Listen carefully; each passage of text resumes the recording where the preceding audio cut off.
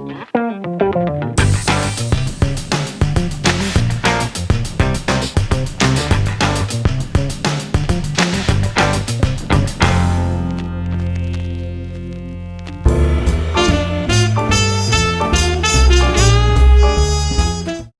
some of the other things I want to rant about, one of our camera people here was telling us a story about getting profiled. Now, I'm not a black person, but if I was a black person, I would be really mad about being profiled. Because she was just driving with her husband, peacefully along in Beverly Hills, listening to the radio, didn't even know, and all of a sudden her tail light went out and the police pulled her over.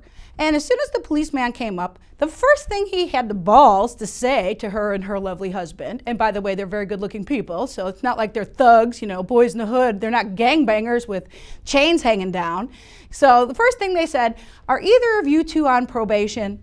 Now, I don't know about you, but if I was a black person, I would be totally offended by that. So all you black people out there, you've got the right to be offended by people, the police that do that. There's not too many police that profile white, blonde, Irish girls, so I'm not used to that.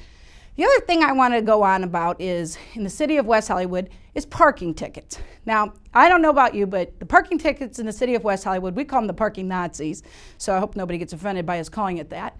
I've lived in West Hollywood for 9 years, and the very first day I ever lived here, I got a parking ticket on my first night in West Hollywood. So last night, I had some dinner guests over. We were having kind of like a pre-holiday celebration.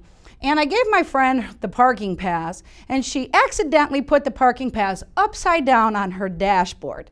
Well, if you live in West Hollywood, you know all the parking passes are coded, color-coded for each year. Like last year, our particular district was red. The year before that, it was yellow. The year before that, it was green. This year, it happens to be blue. But the parking guy decided to give a ticket anyway, even knowing that this year's parking ticket was blue. So if anybody else wants to rant about that, or write into me about that and share my consensus about how you think the parking people go overboard, send us a letter at vw@VickiWagnerShow.com, because we want to hear all about what your rants and reviews are too.